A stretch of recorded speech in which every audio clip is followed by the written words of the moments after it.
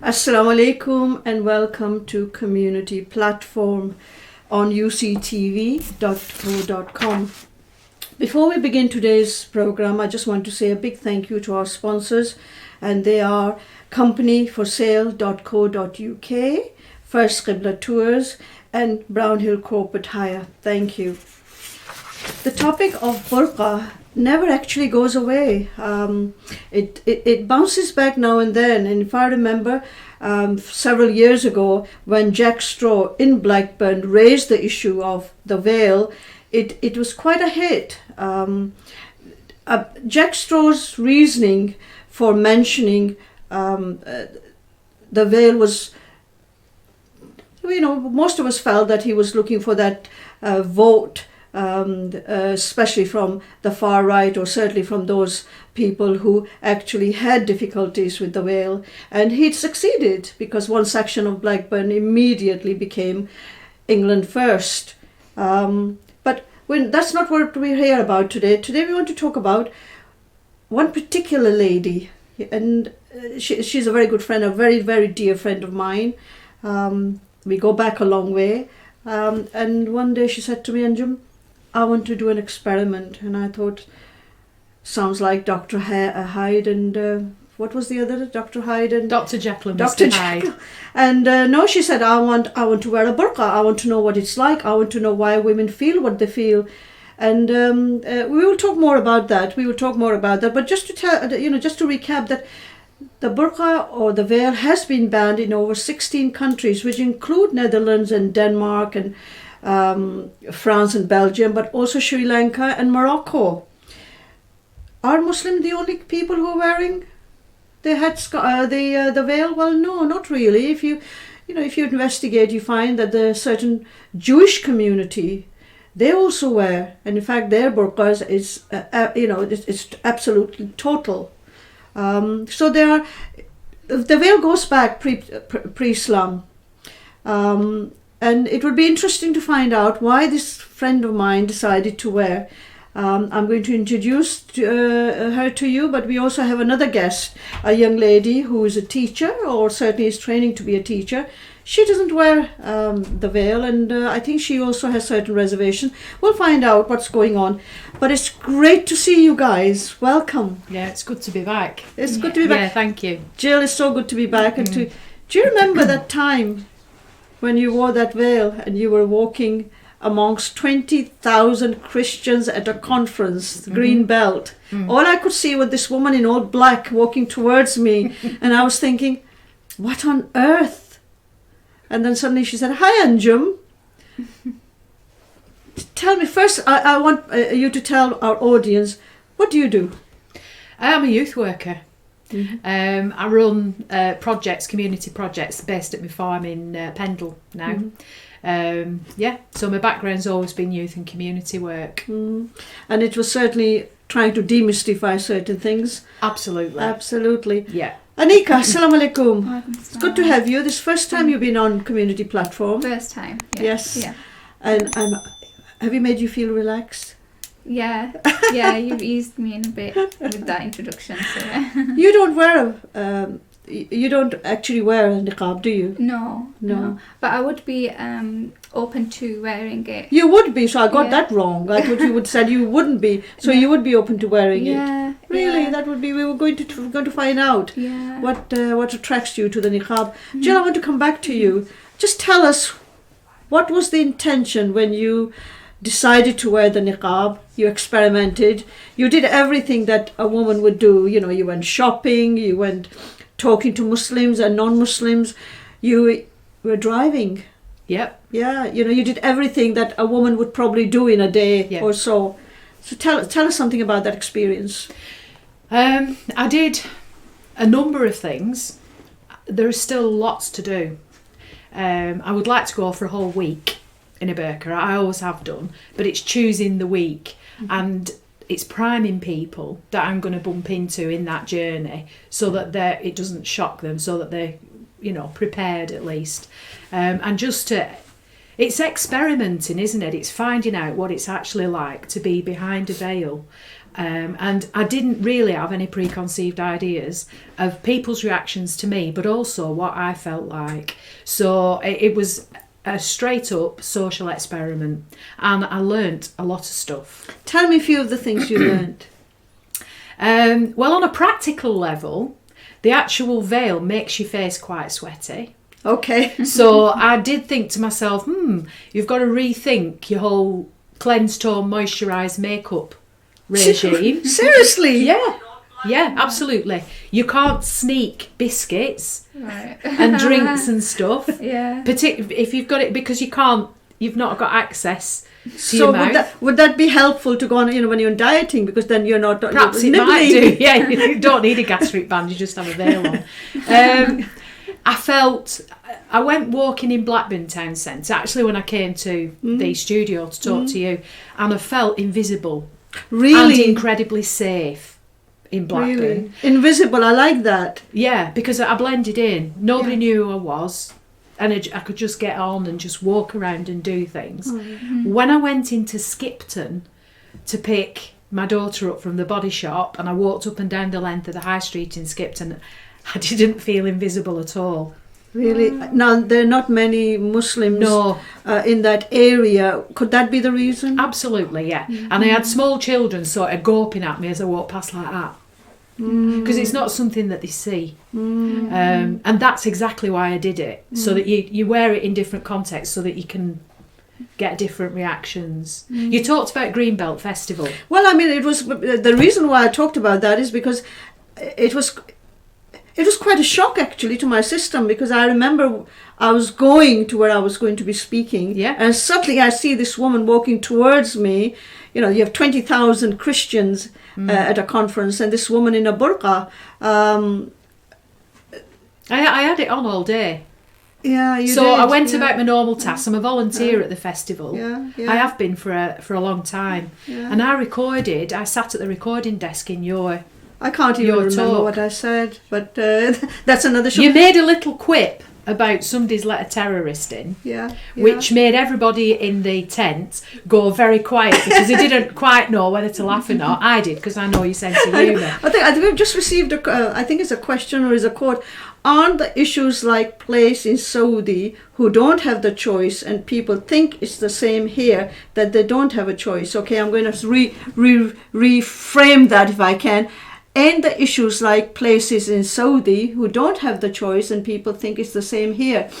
I think what maybe the person is trying to say, in Saudi Arabia, you don't have a choice. Okay, although I think they're relaxing that. And are there assumptions being made that we probably have the same, that women are actually being forced to wear? And I'm not sure that's a question that you can respond. Maybe Anika, you might be. Women are not being forced to wear. I've never seen it. Have you ever heard any woman that's been forced to wear? Not in the UK. I've never heard of anyone that's been forced to wear niqab. I think it's always something that you hear. I've always seen it in articles and newspapers, things like that, or online, but never, have I heard of it.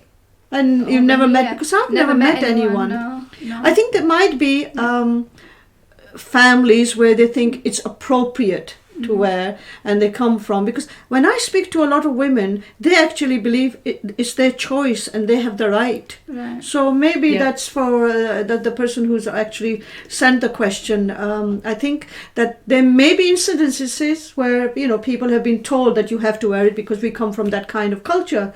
But generally, I found that women make that choice, family makes that choice, husband and wife make that choice. That's what I have found. But again, there will be instances where women are forced to do it. Yes, you get that in, but that's not like just restricted to wearing a veil or Islam. Sure. You get that in every walk of life, surely. Yeah. Some people are controlled to behave in a certain way.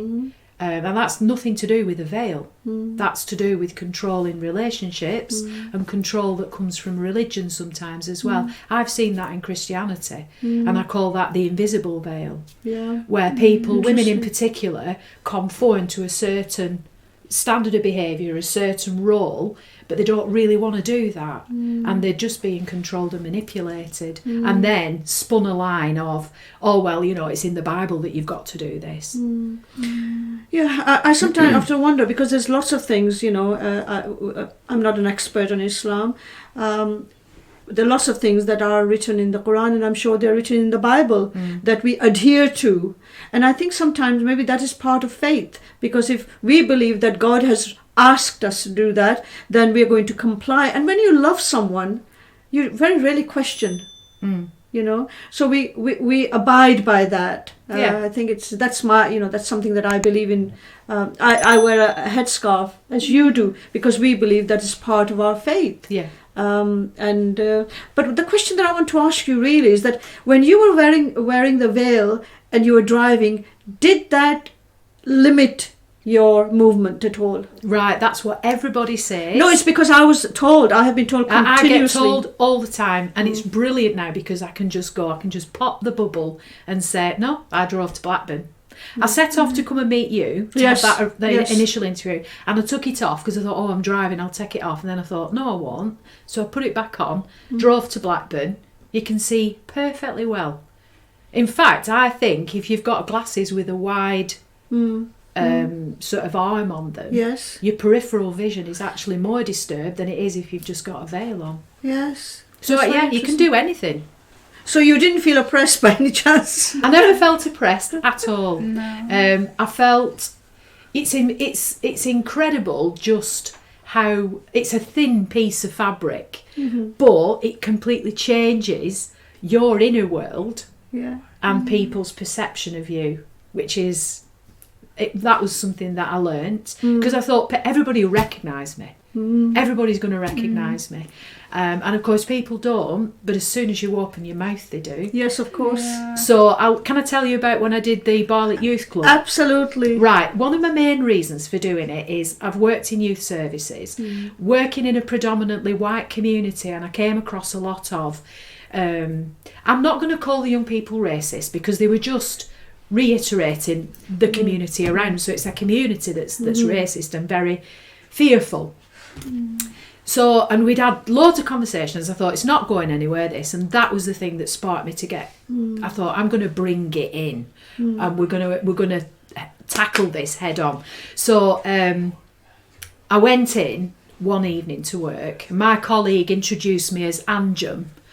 This is Anjum. She's taken a vow of silence. I don't know whether there is such a thing in Islam, but I knew as soon as I opened my mouth they'd know it was me. Yes. So I had to keep really quiet, and I checked everybody in as they came into the club, and I sort of moved around club as the evening progressed. Nobody knew who I was, but then I started to kind of let them know it was me. So I'd say something to somebody, and then somebody across the room would go, "It's Gill here. I've just heard Gill. Where's Gill?" And then eventually it dawned on him it was me, and then it was fantastic because they were saying, "Well, can I put it on?" And I said, "Well, of course you can." So they were putting and one lad put the whole thing on and went to the co-op Wow. and came back. But you do know that men don't wear the I know footwear. that men don't, but he asked. And yeah. what I felt was it helped the young people to get behind something Yeah. that they'd got preconceived ideas about, that they'd got all sorts of questions about. And you know as well as I do, working with young people and children, it's no good talking about something hypothetically. Sure. You've got to get your hands on something. Yeah. And we had so many great conversations off the back of that evening. Yeah. And it just you said it right at the beginning. It kind of unpacked it for young people. Absolutely. And I got in trouble as well. Oh, but that's you, Gill. I mean, Jill Taylor not getting into trouble? No, I pushed the boat out of it, didn't I? And I do regret, I did upset some colleagues, some Really? Islamic colleagues. They felt, Muslim colleagues? Yes. It really Really? upset their religious sensibilities. Well, I'm not they too felt sure. I was being disrespectful. Not at all. Which I did ask for a conversation, but they wouldn't have a conversation with Not me. at all. Not at all. And I don't think they've forgiven me. But I said that's not the reason I've done it. I am really sorry if it has upset you. But you didn't. I because- didn't anticipate that being a reaction. To be honest, Yeah. I just thought the good that came out of it Absolutely. justified it. But being a Christian myself, I know. I can understand about religious sensibilities. Some people feel if you do X, Y, Z, it's very offensive, and it offends them. I have difficulty with that, Jill. Personally, I have difficulty with that because if one is very comfortable within oneself, Yeah. then that is not offensive. No, it's not. Yeah. I don't feel. I don't get offended. Yeah, I would not take. offensive to me either. Like if I'd actually come up to you and say, "Oh, how come you're wearing it?" You know, what's the reason? I think I'd have an understanding that some sort of experiments kind of going on, and you want to get to know something further. But yeah, I wouldn't be offended at but- all. Yeah. But you want to wear a veil at some point. Yeah, I wouldn't mind wearing a veil. Yeah. Yeah, but I want to know why. The reason being is I feel that it's a personal choice. Good. So it's something that, you know, a lot of people are allowed to make their own choices nowadays. So why is wearing a niqab, and you know, I know it's not an obligation. Some people say it's an obligation. Some people say that Difference it's of not. opinion. Difference of opinion. I know that hijab is mandatory, but wearing a veil, I think, is if I want to wear it, I shouldn't be. It's your right. It's your choice. It's my choice. I remember we having a conversation as we were driving. You said that you'd gone for some sort of a job somewhere, and the objection didn't come from somebody who was a non-Muslim, but actually was Yeah. a Muslim. So I went for a sales job. It was in just like a furniture store, but it was a good job. And what happened is I was wearing a scarf, just my normal hijab. And I came, and then once we did all the interview at the end, he said, "Okay, so are you going to wear your scarf on the job?" And I said, "Yeah, I am going to." He goes, "Would you consider taking it off for the job?" So he's implying like, "Can you take it off?" I was like, "No," but I wasn't expecting that sort of question From somebody. from him. From From somebody who happens to be a Muslim. Yeah, Muslim, So you Pakistani see, Muslim. here Yeah. we have Yeah. in every segment of society Yeah. we have those. Jill, coming back to you, you felt safe, and In Blackburn I did. yeah, in Blackburn you did, but obviously because the other places, you know, like Skipton, they don't have many Asians. They No. probably don't have, so they don't have that kind of experience. I felt safe in Skipton because Skipton's a nice place, but I did feel like I stuck out. Well, because And people were sort of gawping a little bit. Yeah, but didn't you feel that same way when we were at Green Belt? You know, there was 20,000 Christians, Jill. Probably. Yeah, because people were, because I was watching. Can I tell you an interesting story? Because I'm a volunteer. The rest of the week, obviously, I was dressed as I would normally dress. So I went into the volunteer lounge, and there was these big urns, and you make your brew. So you queue up with your cup, and you're making your brew, and you're moving down the line. And one of my colleagues, and I didn't let on it was me, but he turned around, looked at me, did another take, and then he did this sort of bow like this, and then went on his merry way. So the following day, I'd gone into the volunteer lounge dressed as normal, making a brew. He's in there again, and I went, "What were that bow for yesterday?" So he went, "Was that you? Was that you in that burqa?" And I said, "Yeah." So he said, "Well, I wanted to show respect and welcome, but I didn't really know how to do that. And which I thought was lovely. Yeah. But isn't that amazing, Gill? Because sometimes we don't know how to react. Yeah. And I think that's a problem area. How do we react to someone wearing a burqa in an area? I mean, like at Green Bell, 20,000 people, and you're walking around with a burqa. So I was watching people watching you. All right. Well, I didn't do that, you see. So yes. people were a bit shocked, I think. Yeah. Because I think they were trying to find out what was a woman with the burqa doing at a Christian conference. But Green Bell has been developing, yes, of course, the voice of Islam actually at the festival, and it's got bigger in recent years.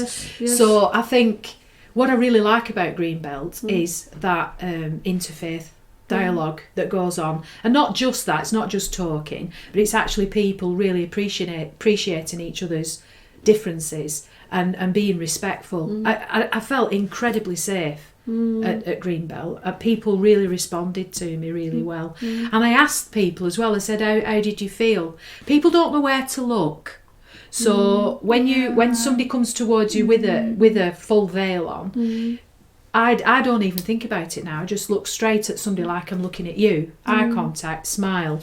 But a lot of people were unsure whether they should do that. Yeah, how do you react? How do you respond and react? But when you have a veil, it is a barrier, isn't it? So there's that barrier. How much do you talk? What do you do? Did you feel at any point that your behaviour changed when you were wearing a burqa? Ooh, that's a good question. Did your behaviour change at all? I still felt like me. Yeah, yes, but it's... I felt very elegant. Ah, interesting. Yeah. Yes. Because it was a really beautiful.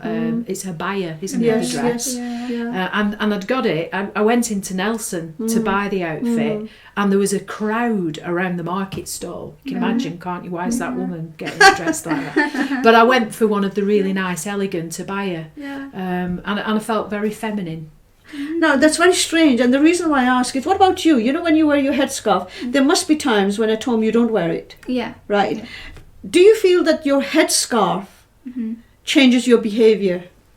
How you walk, how you talk, how you say things, how you look at... Does that change? I mean, if we were to just wear a t-shirt and jeans, would our behaviour change? Because I feel that our behaviour changes how we dress. Of course it does. Yeah, it does. Because I remember, if I compare back to when I never used to wear a scarf, I started wearing it when I was 18.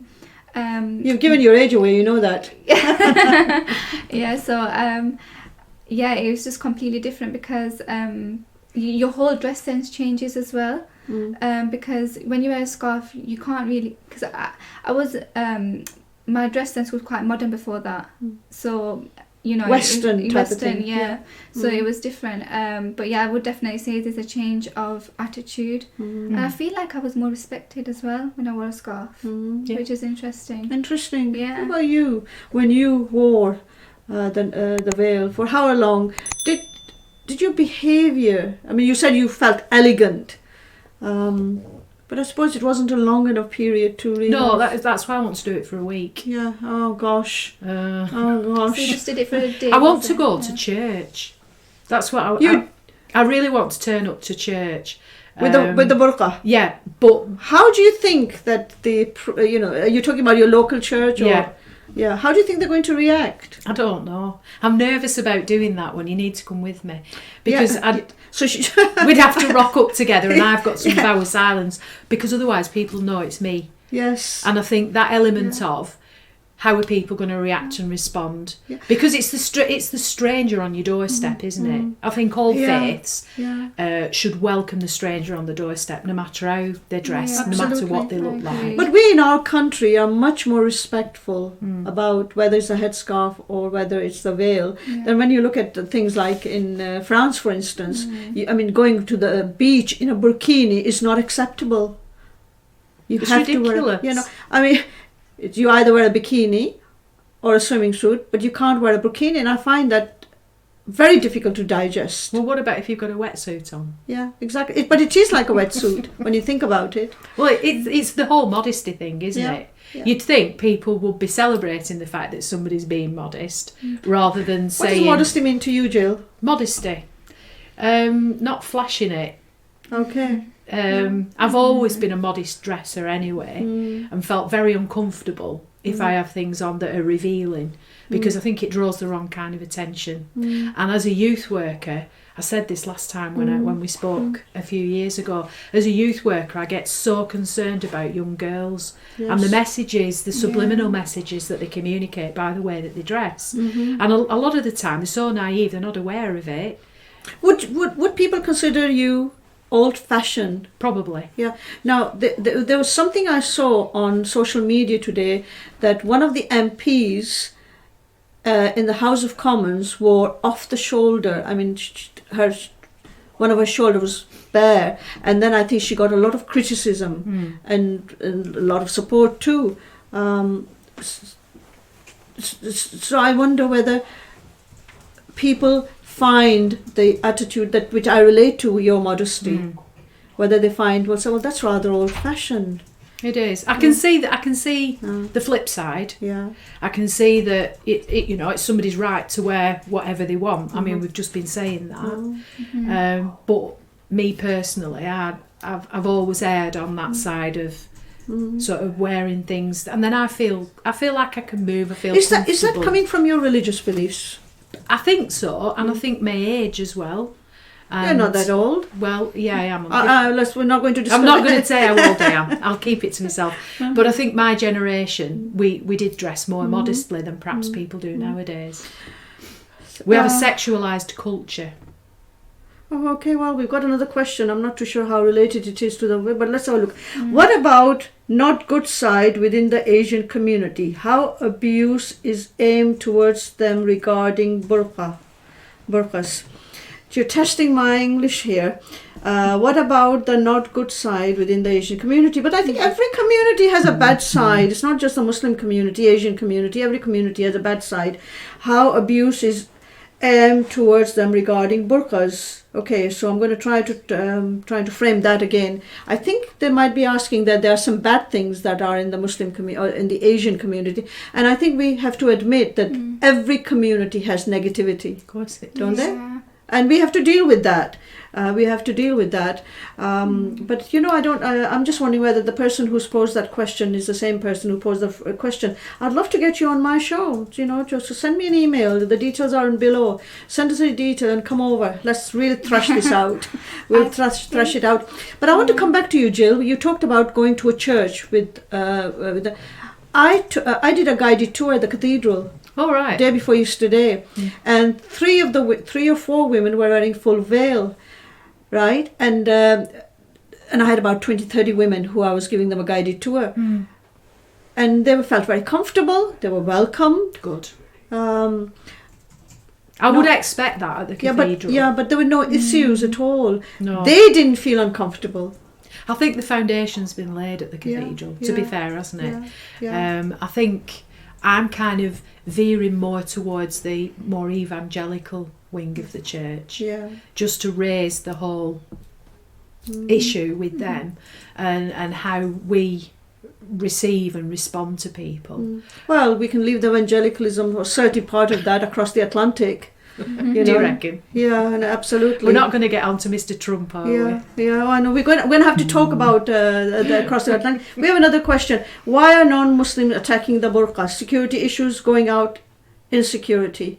Okay, so non-Muslims are attacking the burqa. And I think the language here, I think the burqa is misunderstood. Yeah. It is misunderstood. And there are many people who do not approve of the burqa. And I think when you look at what is happening in Europe and the rise of the right-wing element, that is impacting. But I think we're still in our country, in UK, we are, I think, the only country at the moment that are comfortable with the burqa. So whilst things are getting difficult, I think I was absolutely appalled by our Prime Minister's remarks. Letterbox. Yeah. What on earth was our Prime Minister? Well, he wasn't a Prime Minister at the time, but what on earth was that man thinking? And this negativity that is coming from the leadership has to stop, and I think it must stop. Yeah. Otherwise, we're going to lose that kind of cohesion that has taken years and years to build. Yeah.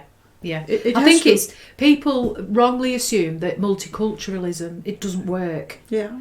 They wrongly assume that if we suddenly kind of move people back to where they came from, in inverted commas, that somehow everybody's going to get on and everything's going to be tickety-boo.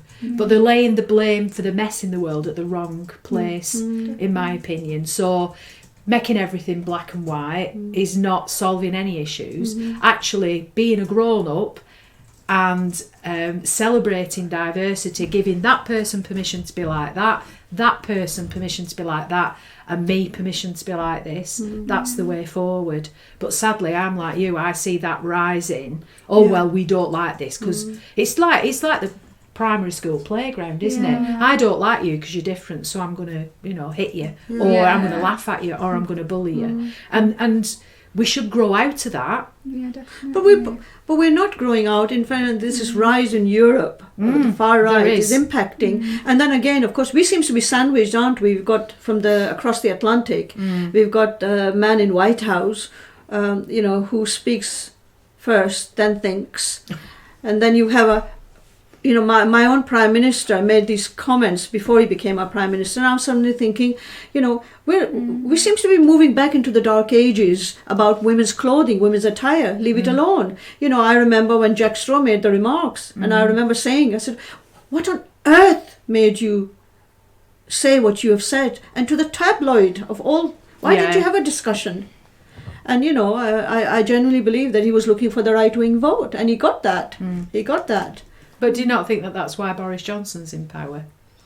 I feel that who on earth could have possibly, who would vote for this I've not man? met anybody yet. No, but maybe I just yes. move in kind of more liberal circles. Yes. But I'm like, who is it? Who is this 80%? Yes. Where are they? I know. I just sometimes wonder, because when you think about what happened in America when Trump was elected, Clinton had more votes. So I blame the system. Yeah, and maybe what there's an frightens element me, of that in this country that as well. frightens me, because I think we're becoming more and more. So anyway, we're going to move away. Yeah, we're into politics. We're moving into politics. Well, I don't know, because I think everything is politics. Yes. Wearing a veil is a political statement. It is a political statement that I'm going to wear this because I'm entitled to. And I think religion and politics do mix, and they do match. I remember I think it was Archbishop Desmond Tutu had said to somebody that challenged him, "What are you doing poking your nose into politics? You're a man of the church, you should stick with your religion and leave politics alone." And he said very famously, anybody that thinks that religion and politics aren't related is not reading the Bible. Yeah. In London, Muslim women suffer racism for wearing burqa. Many are frightened to go to shops, park, etc. And that's factual. It is. It's frightening. That's why I'm nervous about going out now in the burqa. Whereas 5 years ago, when I first started doing Interesting. I wasn't. But now, I feel like the climate has changed, so and I'd be very anxious. How can we, because the last question is absolutely right. Yeah. We have seen a rise in Islamophobia. That includes anti-Semitism too. Yes. We mustn't, because that's on the rise too. But how do we help our sisters who are wearing the burqa because they passionately believe that it's their right, it's a requirement? How do we help them? It's a $6 million question. I can sit here and ask you that. How can you help? I think by just keep bringing the subject up. Bringing the subject up in maybe networks and circles, like with my youth work when I was working over in Barnoldswick.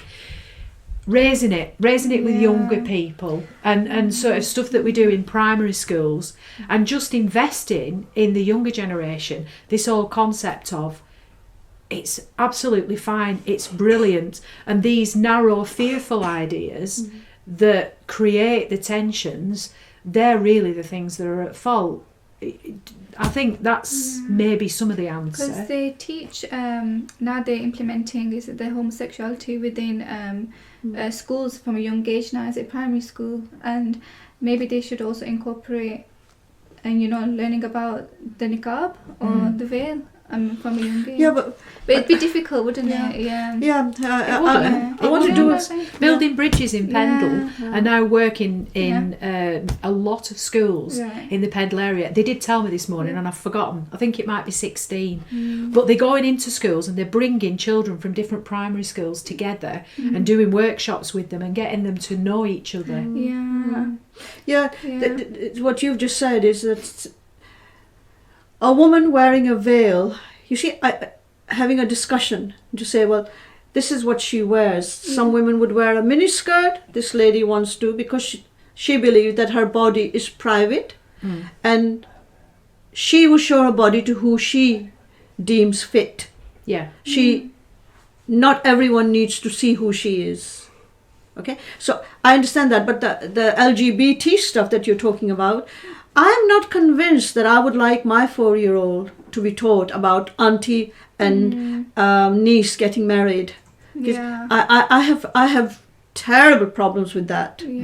Because here you are saying that it's okay for 2 men and 2 women to get married, whereas the faith perspective opposes it. Yeah. Yeah, so that for me, it's one of the discussion that we're going to have. From a Christian perspective and from an Islamic perspective, but more importantly from a community perspective. Yeah. And I think it's important to have. At the moment, it's a mandatory that they will be teaching that to 4-year-olds. I don't understand why. No. I don't want I don't have a 4-year-old, but I wouldn't want my nieces and nephews. Children to be taught that. I want them to be taught about our own values, and my value says no, only mummy and daddy can get married, not mummy and mummy's girlfriend. That's not going to happen. It's just not going to happen. And I think the church is divided on it. Yes, very much. I mean, so. they've recently made a statement. Yeah, they did. And it must be difficult being at the top because you're representing the voice of quite a broad spectrum. I very, very clearly, I stand on the side of, I do believe in same-sex relationships. I think from a Christian point of view, I think we've misinterpreted. Essentially, Christianity's come out of Judaism and ancient Judaism at that. And I think we need to take that into context when we're interpreting things. So I've looked at it carefully and I've thought, there's a lot of persecution of the LGBT community going on at the hands of religious people, and they might be well-meaning, but that is doing a lot of damage, and I don't think that it's the right approach. But being violent, I mean, this is unacceptable. This is unacceptable. You know, it is unacceptable. But for me as a Muslim, I take, you take from the Bible, I take from the Quran, and from my novice understanding, I mean, I'm not a scholar by any standard, that, it is unacceptable. Yeah. That physical relationship, or certainly a marriage, can only happen between a man and a woman. That's the guidance that I take from my scholars. But that doesn't mean to say that you can go out and create havoc or you are abusive. That is not acceptable. No. That is not acceptable. Not under any circumstances. Absolutely. And coming back, the same situation with the veil. If I wear a veil or you wear a veil, it's what I've chosen to do. Yeah. I've chosen to, wear a long dress. An experiment is totally different to reality. Yes, we understand that. That's a question that's come through. An experiment is totally different to reality. Be interesting to know if that person approves of what I've done or not. Please, whoever's posed that question, please, did you feel that Gill should not have done that? Because I know for a fact that Gill demystified the veil in certain communities who did not understand. So as someone who's sitting here knowing what Gill did and knowing in the kind of area that she worked, that she created a positive for the veil and demystified. So if you're someone who thinks that that it should not have been done because whatever reason, let me know. No, but of course people have the right to have an opinion. Of course they do. Yeah, absolutely. Yeah. This is what happens. Yeah. I'm quite intrigued that you want to wear a veil, but how would you go on with your profession? Do you think there may be hurdles? Yeah, I would think that there would be hurdles because some people might not want to employ you. I mean, saying that I'd wear it, I have thought about things myself. So, for example, I think I was saying I used to work in a call centre quite a few years ago, and there was 2 niqab ladies that were working with me, and I did think, I'll be honest, that how come they got employed here? This must be quite an employable place, like Yes. and they like an accepting place as well. That's what I thought. And I also thought, oh, no wonder they got employed, because it's a call center, nobody can see them.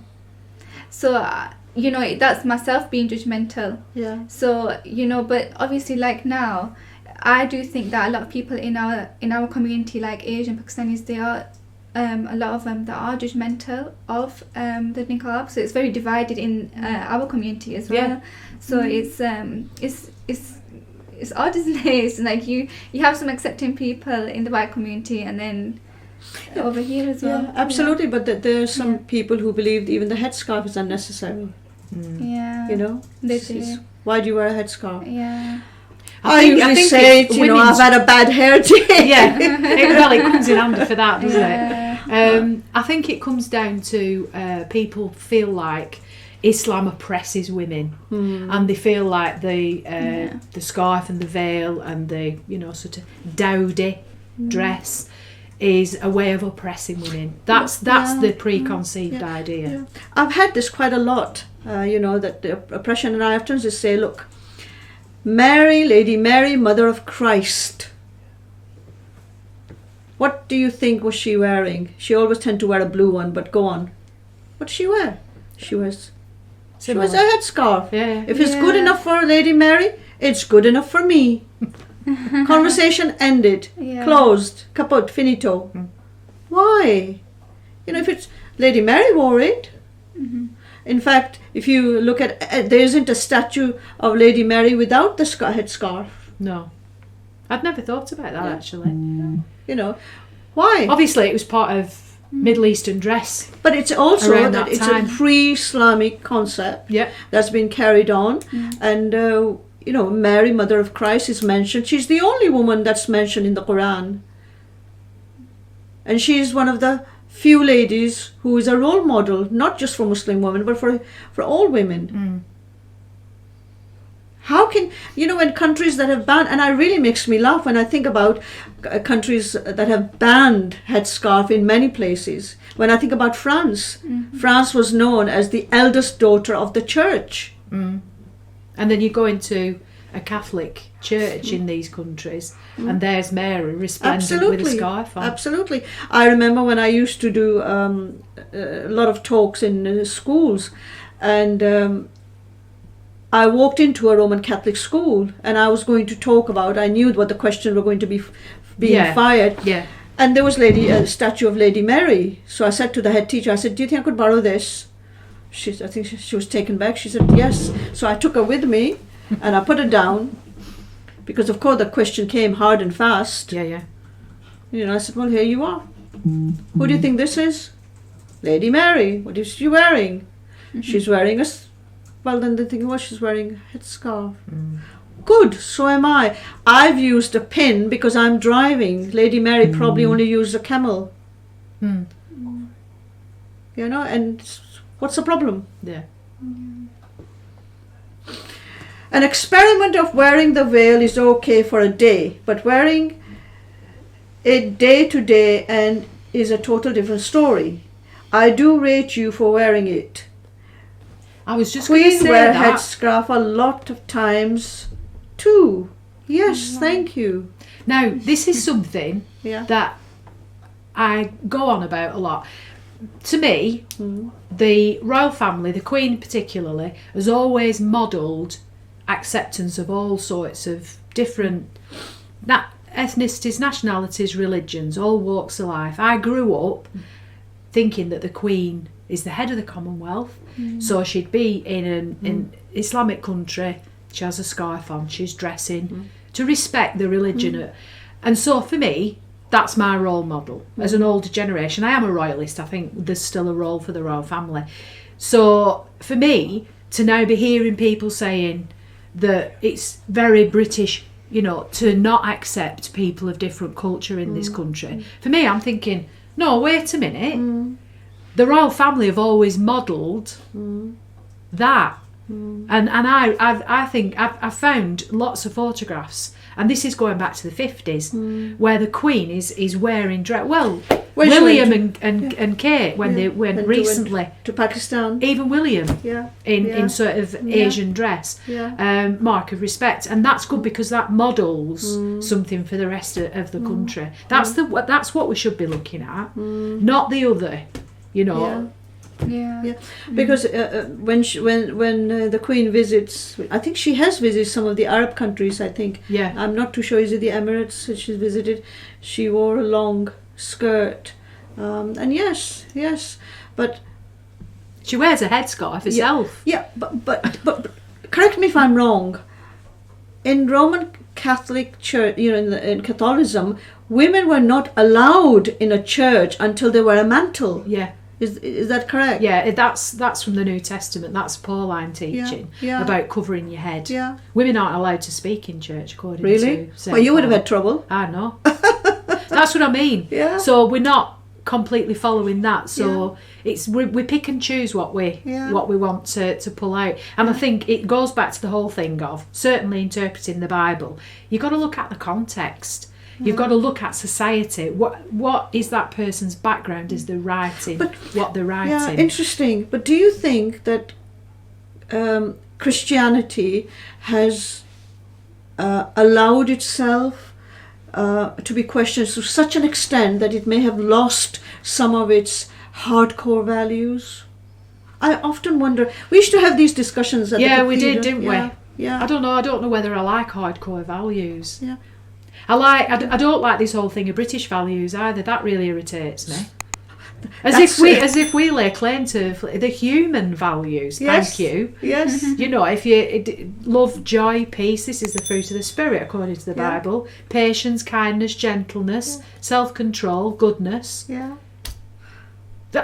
You can't say, oh well, we're British, they're our values. Everybody else in the world doesn't have these values. I'm going to have you sent to Downing Street so you can talk to the Prime Minister and talk to him about British values. It's ridiculous. All it is, it's a subtle undercurrent of we're better than everybody else. How does the panel feel for security reasons? Should they remove the veil at Banks petrol station? But they do remove. I mean, when we go to the airport and they need to be verified, it has to be removed.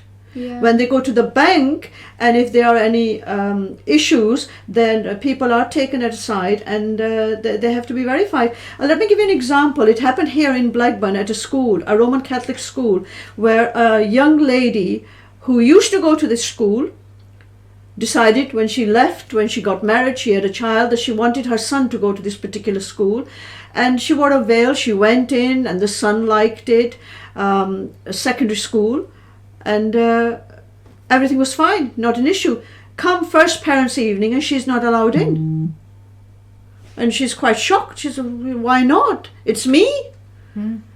And it came to a point where she couldn't attend any of the parents' evening. She could not attend any of the functions. I got involved in it for a certain reason.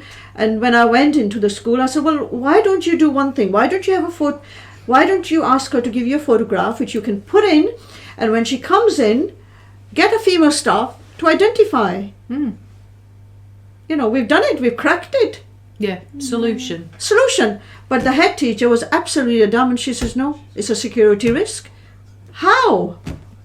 How is that a security risk? So sometimes I think we play on security.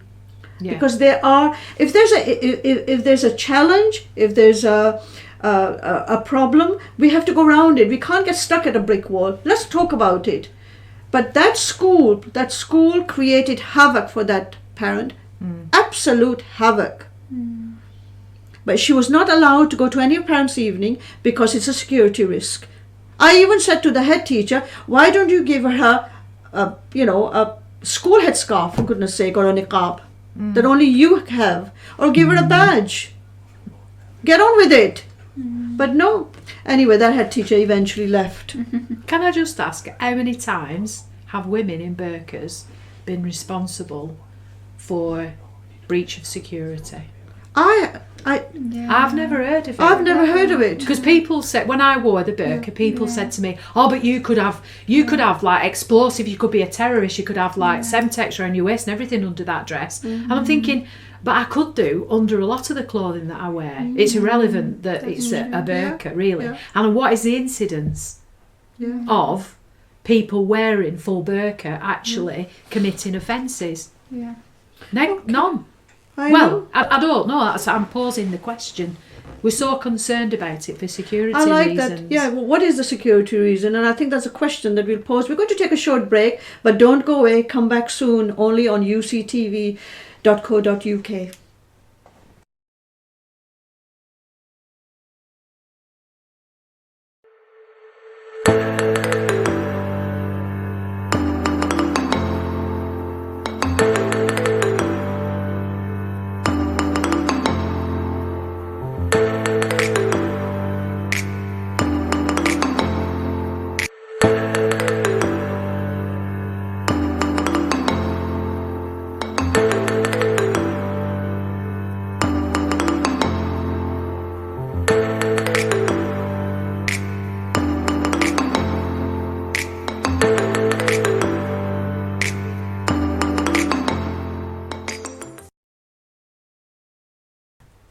Welcome back to Community Platform, only on uctv.co.uk.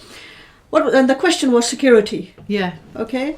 And you're absolutely right. I mean, in our country, we have systems. You know, whether you're at the airport, whether you're at the doctor, whether you're at a bank, we have systems. And they're working. I mean, most of the time, it doesn't really matter who you are anyway. It's only if you're going through an airport checkout, and we're working on that. But like if you're just out and about doing your shopping or whatever, it shouldn't make any difference. People that don't have a burqa on, they're not stopped. Excuse me, who are you? You know, I was I did a lot of traveling a few years ago, and it was sometimes very difficult because it doesn't matter how hard I tried. When you're going through the security, something would happen. It would go ping. Yeah. Yes. And I'm thinking, and I will never forget, once it's happened, it was very serious, that I think I must have gone 2 or 3 times and they couldn't figure it out. So I took out the pin, I took off the shoes, they couldn't. The only thing that I could think of, that maybe there was some wiring in my underclothing. Yeah. I have no idea what it is. Anyway, I got out and I said, look, do you want me to take my headscarf off? We can go inside the cubicle. And she says, no, it's okay. Don't worry. I got into the airplane and I must have caused a little bit of a,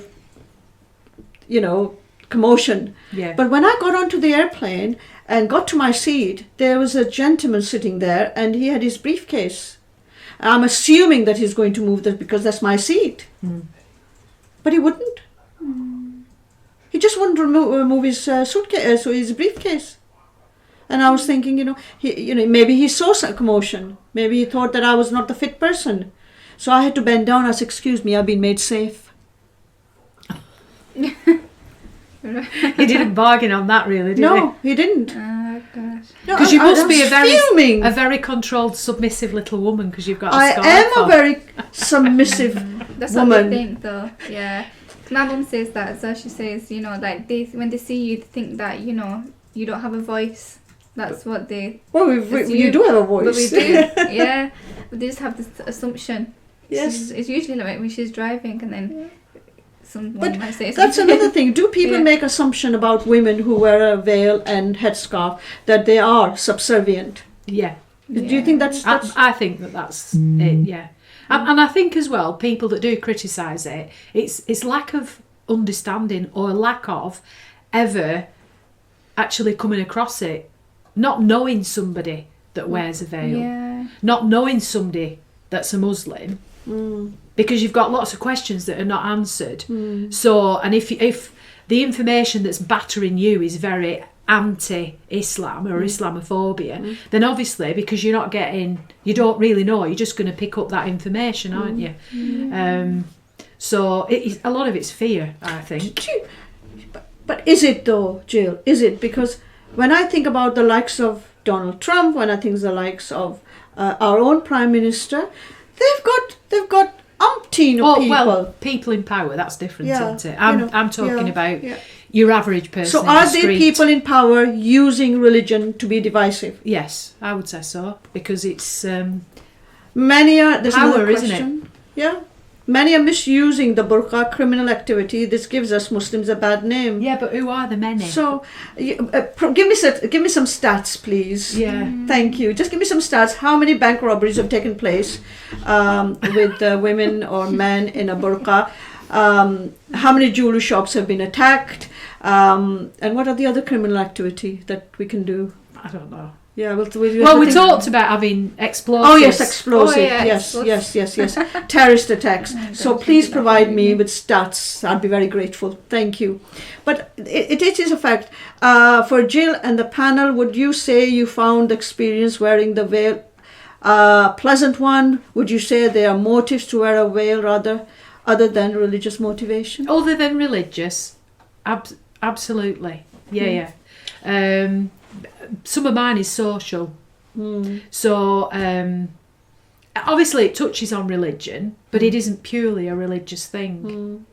But you were doing it because you wanted to know how women were feeling and how can you be that bridge. Yeah. That's my understanding why it happened. Yeah. And to learn as well. Yeah. So I didn't have a preconceived idea at all. I just wanted to do it to find out how people reacted, but also what it felt like to be on the inside, to be behind the veil. You didn't go to the hairdressers for that day because you didn't need to. I'm assuming that you still wore your day clothing, sleeping suit. I think what did I have on? It was quite hot at Greenbelt, so I had a pair of shorts and a t-shirt on. There you are. Underneath. But I did have wellies on. Yeah. Well, because you do at Greenbelt. You wear wellies. Yes. So actually there was a funny incident because I was walking across the lawn towards the tent where the volunteers were waiting. Yes. And my friend recognised me. How? By the way I walk. But this friend works in London and works in and around, so he's familiar with people wearing a burqa. And he was like watching like this, and then he said, as I got up to him, he went, "What on earth are you doing with a burqa on?" So I said, "How did you know?" He said, "Well, I can tell it's you by the way you walk, but the other thing is, you've got quite distinctive wellies," because I had blue and white stripy wellies, and I could see your wellies under your burqa, and it was just like it weren't making sense.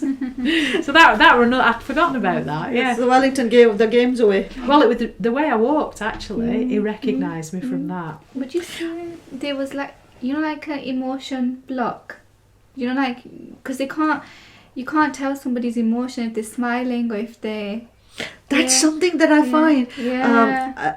I remember I used to work with a young girl who used to wear the veil, and you get used to people's voices. So you know who people are. But there was some sort of a ladies' function, and this young girl came up. She goes, "Assalamu alaikum," and I said, "Wa alaikum salam." She said, "How are you, Anjum?" And I said, "I'm fine. I'm sorry." I said, the voice seems to be, but I couldn't. And I said, "I'm sorry. Do I know you?" She said, "It's me." And then she said her name, and I said, "Oh, for goodness sake, put the veil back on." Yeah, you didn't recognise because I didn't recognise. But you're absolutely right. How do we see the facial expression? And I think in the Western society that we live, facial expressions are something that we are used to. It's what we read. Yeah. But if you look at that photograph of me, look at my eyes. What's my face doing? You can see it because it's on the screen. If you look at the photograph of my eyes, it tells you what the rest of my face is doing. Yeah, because you can tell sometimes somebody's smiling because then the eyes go a bit like... Absolutely, because the eyes are the window to the soul. Yeah. So somebody's expression, like people avoid eye contact, so that kind of thing. Or else if somebody's looking at you, you can tell. As we're talking now, I'm reading your eyes. So it's irrelevant. The rest of your face is irrelevant on one level. So you're saying that if women who wear the veil Jack Straw should not have had any problems in talking to them at all, because he could see her eyes, the woman's eyes. Yeah. Do you think somebody could tell if you pulled a face? Did you ever try doing? What, sticking my tongue out underneath? No, that's something I'll do next time. Yeah, try it. But the thing is, if you do pull a face, your eyes change as well. Yeah, yeah. I'm going to try that one. But you know, we earlier we said that the veil wasn't specifically Muslim; it's pre-Islam, and you had Jewish women. There are certain Jewish women, Orthodox Jewish women, who wear a full veil, completely covered. You know, so no, we don't seem to be discussing that, and I often wonder, we never ever have that discussion. And although we don't see many Orthodox Jewish women wearing a full veil here, but if you go to when I was in Jerusalem, I saw many Orthodox Jewish women wearing it. It wasn't an issue. No. And I sometimes wonder whether it's preconceived ideas that it's specifically an Islamic concept. Yeah, it is. I thought so as well. And so it's oppressive. That's new. That's new for me. Mm. You know, when I spent some time in Zanzibar, and there's a mixed community. You've got Christian community, you also have a Muslim community, you also have a Jewish community, you have a Hindu community. And I met girls who were Christians, but it was very difficult to tell them apart from Muslims because they all were wearing headscarves. So it was an Africa thing rather than a religion thing. Yeah, I remember you saying that at Greenbelt. Yeah, so that they're all wearing. That wasn't an issue. Yeah. So when are we going to see you wearing a veil then? I don't know. I think it's about having that mindset as well. Yeah, like I just know that I'm not against it. You know, I'm not opposed to wearing it. Probably I'd wear it maybe if I'm married rather than not, or maybe in the future when I'm older. But then some people say you'd rather wear it. Are you saying that I should be wearing one because I'm older? No. That's what you're saying. No, but some people say there's no point wearing it then, because it's the main point is to cover your beauty, or you know, like to conceal. Not saying that that you're not beautiful, but I'm just saying, like, you know, this it's all about protection. You know. You know, when if you read about it in the olden days, women who came from a certain high strata and well off, they were the ones who used to wear the veil. Yes. Women, prostitutes, for instance, wouldn't be allowed to wear it. No. And there's a veil in the marriage ceremony exactly. as well. So it's ranking as a high status. Why don't you wear a veil? That's a good question. I have thought of it. I have thought, and I remember I did. You don't know this, but I experimented in Pakistan. All right. Nearly tripped over. But I experimented in Pakistan. Yeah. Because I was working there for 3 years. Yeah. So it's quite interesting. Why don't I wear a veil? I suppose the kind of work that I do, that may be a barrier. It may be a barrier. And again, as Anika said, there's a difference of opinion by a lot of people. A lot of people think it's a religious requirement. Some people say it's the headscarf. That, from my perspective, I believe that, you know, you're allowed to show your hands and your feet and your face. So I'm okay. I'm comfortable with that. Yeah. I don't have anyone in my family wearing a veil. I have had. My family wears a headscarf, but I have an extended family. I have cousins whose wives wear. So I do apologize. I forgot to switch off. So my apologies. So it's been an interesting discussion. So when are we redoing this? I don't know. We need to. I need to come and visit you anyway. Yeah. And get your group up to the farm, but it'd be good to plan something. We plan to see how far we can take this in this time. I think because there's always new things to learn. Yeah. It's keeping an open mind. I'm noticing the older I get that I'm guiding now against making conclusions about lots of different issues because I don't want to end up like an old bigot. Do you know what I mean? And I find myself counteracting that sometimes And some of my peers, I'll say, oh, give over, you sound like a right old so-and-so. Keep an open mind. You know, we're always learning new things. So I'm determined that I'm going to carry on No, you're doing having a good that job. approach. Doing a good job. And, you know, my last question. Oh, go on. At the time when you wore the veil, you said that you were not scared. No, You were not scared. But you feel scared now. I feel intimidated now. I'd be worried about going out. Right. And that's because the political situation has changed. Yeah. The social climate's changed. Yeah. We've got the incidents that, you know, Yes. of people being abused, verbally, physically abused. And I sort of realised that I put myself at risk in certain situations. But then you never know who you're going to bump into. So it does make me a bit What is the more cause nervous. of this change? Because it was 2015 you told me. That's when I started the experiment, yeah. So 16, 17, 18, 19, it's about 4 or 5 years ago. What do you think what has changed to cause that? Without oversimplifying, I think the whole Brexit thing has created a polarisation, and like you've been saying, I mean, statistically, there is a rise in the far right, and I listened to Barack Obama talking about strong arm politics on YouTube, and he was talking about when times are tough, people kind of gravitate towards extremes in order to resolve issues, and some of those issues are financial and poverty and everything that brings about. And I think there's a little bit of that. There's a false nationalism that's being applauded, and it's completely going the opposite way to multiculturalism and cohesion and the things, the way we should be going. How do you deal, there's a question here, how do you deal with the increased rules of modesty for women rather than men? Good question. It is a good question. And sometimes I wonder whether male dress is as modest in a Muslim community as women have.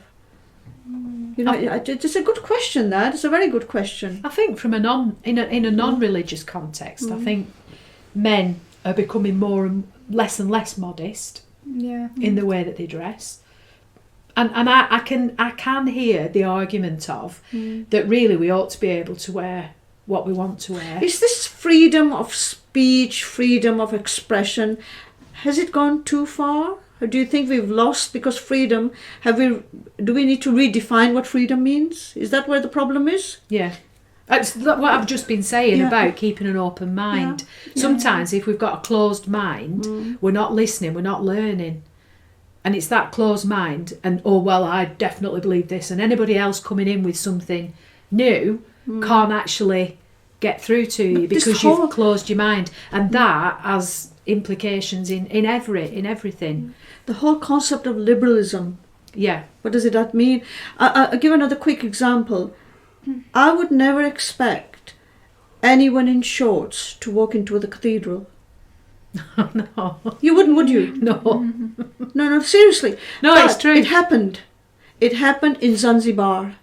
I was observing a service and all the Christian women were wearing a mantle. And this American couple walked in and they were tourists. Yeah.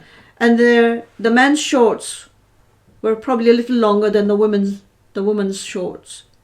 And I had to think, do they know where they are? Do they realise what kind of a historical building they walked into? There's a service going on.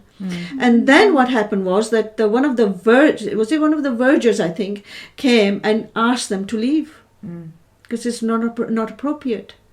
Sometimes you've got signs, haven't you? Yeah. Outside religious buildings about what's appropriate to wear to dress. Exactly. And if we can do that what is appropriate, because it's not for the building, but it's for the whole concept that this is where religion is happening. This is where people are praying and people could be distracted. I mean, you might lie on a beach in a bikini, but then you wouldn't go shopping in Blackburn in a bikini. Exactly. So there are contexts for certain, clothing. Yeah, it's a big debate, is that? It is a big debate, and I do believe that what you wear causes you to behave in a different way. What if I'm wearing jeans and sneakers, then I'm going to be behaving differently than I'm wearing a headscarf with my jabba and long. If I'm wearing a sari, I would behave in a different way. You know, I've worn one of those as well.